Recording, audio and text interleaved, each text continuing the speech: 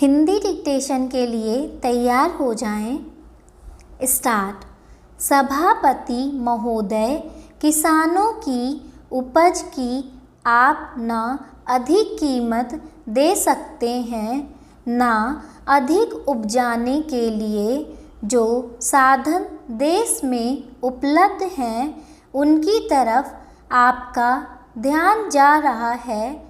जो कुछ आप कर रहे हैं उससे कोई अच्छा भविष्य नज़र नहीं आ रहा है। मैं यही कहना चाहता हूँ कि आप देखें कि आपके कार्यक्रम में कहाँ त्रुटि है, कहाँ कमी है। आपने कर लगा रखे हैं, आपने जो कर लगाए हैं वे तो लगाए ही हैं। हमारे प्रदेश में तो ज़मीन पर 25% ज़्यादा कर भी लगा दिया है। इतना बोझ अगर किसान पर होगा तो उसकी कमर टूट जाएगी। वह पहले से टूटी जा रही है, लेकिन वे इन करों को देने के लिए भी तैयार हैं। यदि आप उस तरह के साधन उन किसानों के लिए तैयार करें। हमारे उत्तर प्रदेश के कुछ ज़िले हैं, पूर्वी ज़िले हैं, जहां पर बहुत बुरी स्थिति है। हमारे सदन के इस सदस्य ने रो रो कर आपको यह बताया था कि वहाँ लोगों को 2 रुपए मजदूरी में मिलता है। इतनी ही एक दिन की उनकी मजदूरी है। सरकार ने एक आयोग की नियुक्ति की थी ताकि वहाँ पर कुछ विकास के कार्य किए जाएं।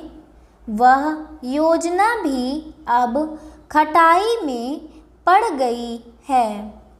आपका ध्यान इन समस्त चीज़ों की ओर कैसे दिलाया जाए, कैसे आपका ध्यान इन सभी कठिनाइयों की ओर आकर्षित किया जाए, समझ में नहीं आता है।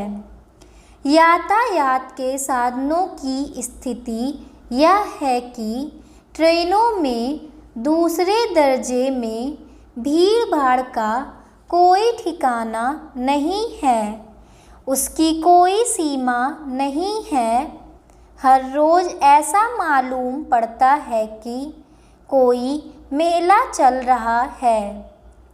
आपके पास अच्छे इंजन हैं, अच्छे गति वाले इंजन हैं, लाइन भी अच्छी है, तो क्यों नहीं दूसरे दर्जे के अधिक डिब्बे लगाए जाते हैं। लोगों को कुछ सुविधा मिल जाए, वह काम नहीं किया जा रहा है। आपको किसान की देहात में रहने वाले आदमी की, मजदूर की परवाह नहीं है, जो समस्त कठिनाइयों को झेलता है। आपके सारे कार्यक्रम को पूरा करने की उसमें कहाँ से शक्ति आएगी? कैसे वे अधिक अन्न उपजाकर आपको दे सकेंगे? आप इन सब पर सोच विचार करें। आपने बड़े बड़े फार्म बना दिए हैं, क्या उन्हें आपके फार्म से कोई लाभ मिल रहा है? सभापति महोदय, सरकार ने कई कृषि फार्म खोले हैं, क्या ये फार्म घाटे में नहीं चल रहे हैं?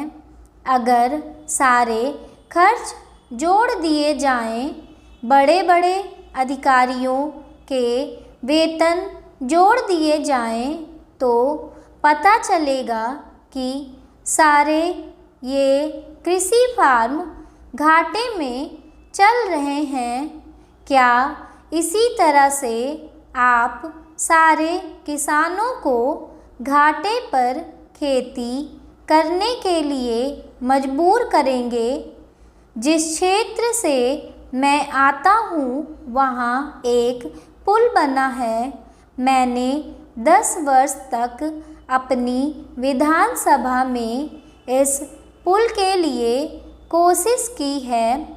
जिस दिन से मैं यहाँ आया हूँ बराबर उसकी चर्चा करता आ रहा हूँ, बराबर कोशिश कर रहा हूँ। मैं कहता हूँ कि गंगा पर वह पुल बने। उस पुल को बनाने का आश्वासन भी मिला था। एक प्रश्न के लिखित उत्तर में यह जवाब दिया गया था, यह कहा गया था कि इसको हाथ में लिया जाएगा। अब मालूम हुआ है कि उस योजना को उठाकर ताक पर रख दिया गया है और यह पुल नहीं बनेगा। इन लोगों ने क्या कसूर किया है, यह मैं आपसे जानना चाहता हूँ।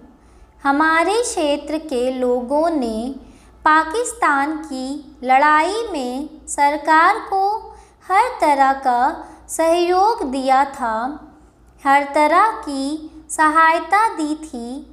हमारे यहाँ के नौजवान भी मोर्चे पर जाकर डटे। जिस समय पाकिस्तान के साथ हमारा युद्ध चल रहा था तो कहीं कोई बात नहीं थी, अन्न की कमी कहीं नहीं थी। अन्न की कमी भी हमारे विरोधी साथी पैदा करते हैं, जो यह चाहते हैं कि सरकार असफल हो जाए। ये लोग जो कहते हैं उसको आप समझें।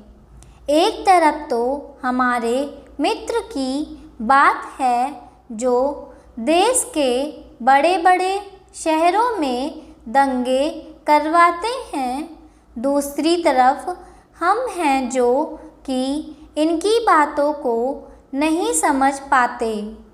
इनको सभी वे लोग मिल जाते हैं जो बेकार होते हैं या जो दंगे करवाने के लिए उत्सुक हैं। इसलिए सरकार का इन सारी चीज़ों की तरफ ध्यान जाना चाहिए और उसको सोचना चाहिए कि क्या तरीका इन सब से बचने का हो सकता है।